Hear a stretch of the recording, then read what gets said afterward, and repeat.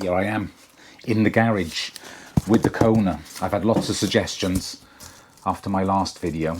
One of them was I need to carry more food, and that person was absolutely right. I do need to, so I need more capacity. Also, I've got this huge space here and no frame bag. I've got a water bottle that sits there, one that sits in there. I'll just sit them on, and one there. But I've got this space here. Now, I could make a full frame bag and then figure out somewhere else for these, but I don't particularly want to do that. For the Europe trip, at least, I'm going to put in a half frame bag that sits at the top. That might do for the TransAm. To that end, I've made this template. There you go. It's going to sit in there like that, so that's the size I want. It won't interfere with these bottles because these can come out this way. I think that's a good size. I mean, even if I do end up making a full-size frame bag, this is always going to be handy for commuting and all that sort of stuff. Anyway, I'm going to make this, and you can come along. Let's see what material I've got. Plenty of this black X-Pack VX21 waterproof material. Don't want to make it all black. I've got some of this brown, plenty of that, and these are failures, just in case you thought everything I do is perfect, but it isn't. It's all made to look good in the edit. This isn't going to be a comprehensive instructional video like the earlier one I made. I made a full frame bag ages ago. It was one of my first videos, and it's the third best performing video of all, which is great. I love that because it's such a unique one. If you're interested, have a look at that one, but this is going to be similar but easier. Have I got a zip? Better find if I got a zip. Found some zip, waterproof, YKK. I think the first thing to do is to pick the colours, pick the panels. This is the template, but I'm going to add 10mm around everywhere on each piece. So I'm going to cut two of these. Got to make sure they're the right way round. It looks symmetrical, but it's not. There's a slight slope on each of those. And then I've got to cut the long strip to go all the way around. Okay, I'm going to have one panel brown, the other panel grey, and then it's going to be black around the perimeter. I've got the webbing, I've got the zip. All I've got to do now is cut out these templates. So this template fits perfectly in the bike, but I'm going to make it slightly smaller so it's not baggy in the frame. The seam allowance will make it slightly smaller, and then the webbing will pull it tight to the frame. You know what I mean. Just going to draw around these now. So I've had so many comments after that last video. I've quickly realised I've a lot of work to do in preparation for the TransAm. I kind of knew I was going to get a lot of comments, and I knew I was going to have to make a lot of changes, which is exactly why I did the video. I'm really not an expert when it comes to road touring or anything really. Right, there's the brown. This is just big enough. So one of the most important changes is with tyres. I've decided to go tubeless. I really don't know why I considered doing anything else, because my tubeless setup worked so well on a GDMBR. It's madness really to change anything. Now I need to decide what tyres to go with. I'd like good road touring tyres that are hopefully going to last the whole way, just to save me the job of having to change them. But yeah, I'm really grateful for all the suggestions I've had. That's the two side panels. I'm going to cut them out now. Two side panels. Now I can measure around one of these to get the perimeter measurements, and then I'll mark that out. So we've got 53, 63, another 53. It's 113, 116, and 11, 127. And I'm going to add 5 centimetres on because it doesn't matter if there's an overlap. So the other thing I've been getting a lot of comments about is gearing. And because I used a pinion on my GDMBR tour, I didn't have to think about it.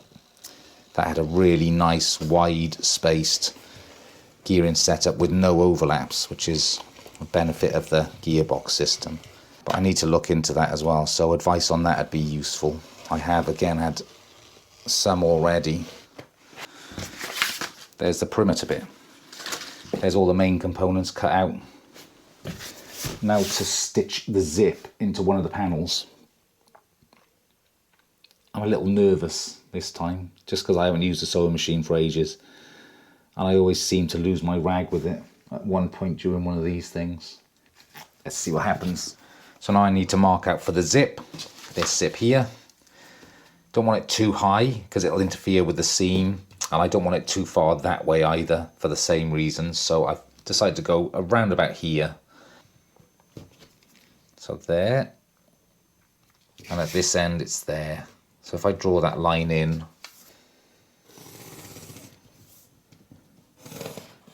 and then either side of this I want 7.5 millimeters for the reveal for the zip.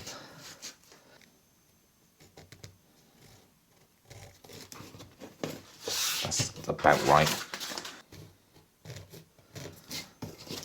There. So now I'm going to cut that with the wheel.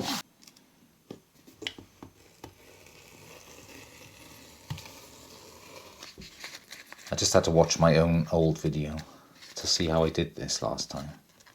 I instructed myself. Cut that. Now I'm going to cut diagonally out to about 15 millimeters.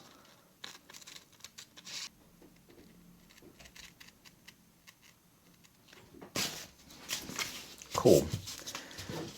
Next step is to fold these out. So now just normal super glue. This worked well last time. For a little dab there. And use one of these tiny little peg things. Drop there. Just enough to hold it out the way. It's the equivalent of pinning. But I don't want to put pins in this because it's waterproof material. I'll carry on and go all the way along and back. So the other thing I've had a lot of feedback about is the route itself. And I stated I was going to stick to the ACA route. And I decided to do that for no other reason other than it's the easiest way to start, I suppose. If you plan on sticking to a route, you can't go wrong. I'll have the maps downloaded to my bike computer and I just won't get lost. But people have talked a lot about these rail trails. Nice flat, vehicle-free trails, which are prevalent, it seems, in the States. So I am up for doing some diversions, if it makes sense. I've said before, I'm not precious about doing these routes. I like to where I can, but if there's a section of this route that's on a horrible busy road and I can avoid it by going on a nice piece of road and reach the same place, then I'm going to do that. I think that's common sense, really. So yeah, I'd appreciate some advice about those as well. I have, as I said, had some comments. I'm just being lazy. I want you all to do my work for me. I don't like the research of things like that. I like researching gear. So I've given these 5 minutes or so. It seems to have glued okay. There. You see? That's like it's pinned back now. So now to sew the zip in. I've cut it so there's just enough either end, because I'm going to stitch this to this, and there's going to be a tab, like a pull tab thing on the front, but you'll see that when I sew it now. Let's go to the sewing machine. So I'm going to put on the zipper foot.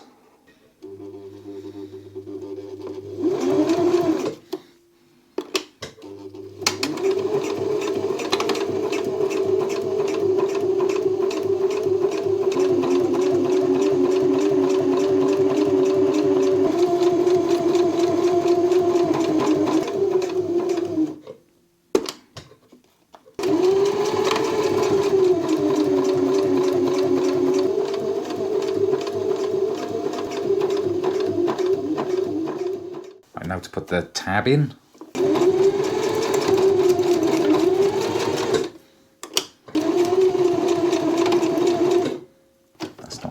pretty.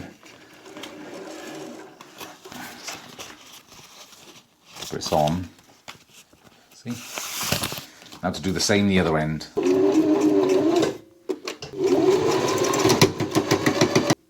Uh-oh. Snap needle. There it is. I will change the needle out and then finish this. So the GoPro decided to stop recording audio for this point, but you can see that Caroline has swooped in to rescue the project. I was making a bit of a mess of it. She's stitching the webbing onto the perimeter here, leaving a gap of 1.5 inches for the Velcro straps to go through, which you'll see later. Now for the hard part, stitching all the panels together. This is a really tricky, difficult bit to do. I'm glad I didn't have to, but Caroline did a great job. Last thing I wanted to talk about, I've had lots of offers from people who want to meet up with me on the TransAm to either ride sections or put me up, feed me or give me a shower, or offer the use of a shower is probably a better way of putting it. That's great. I'm really appreciative and I really want to do it, but I need some way of getting in touch with people. So if you are one of those people, then please send me an email or message me on Instagram, the details of which are both in the description.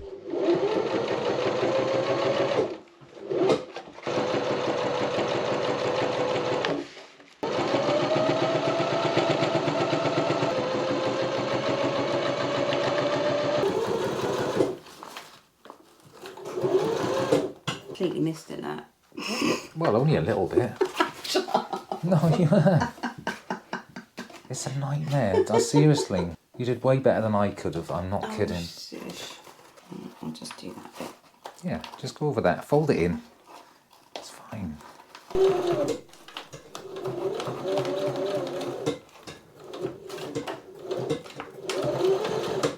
Right, let's trim it up and then see if it fits on the bike.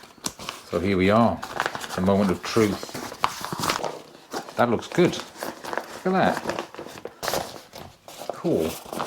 Probably got stuff sewing in it to give it form and then fit it to the bike. Look at that. Awesome. It's like a kosh. Wow, this had better fit. I'll be honest, this was my work. This is why, let's get some light.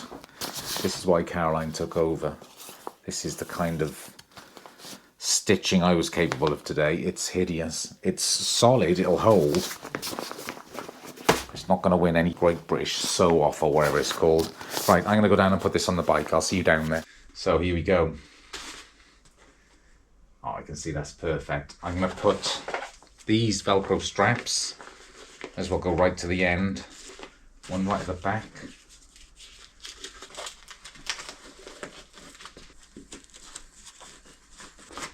That's good. One at the front and one at the back.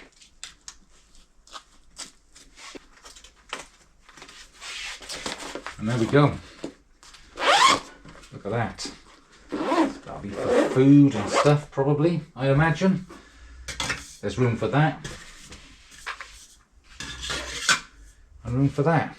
I really like that.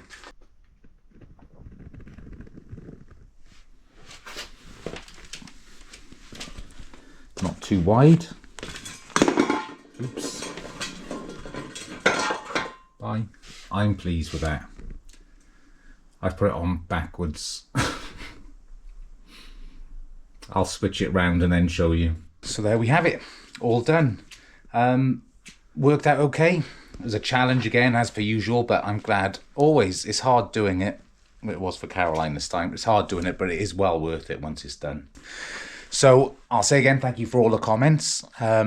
Any more regarding the TransAm, please put them in the comments box below.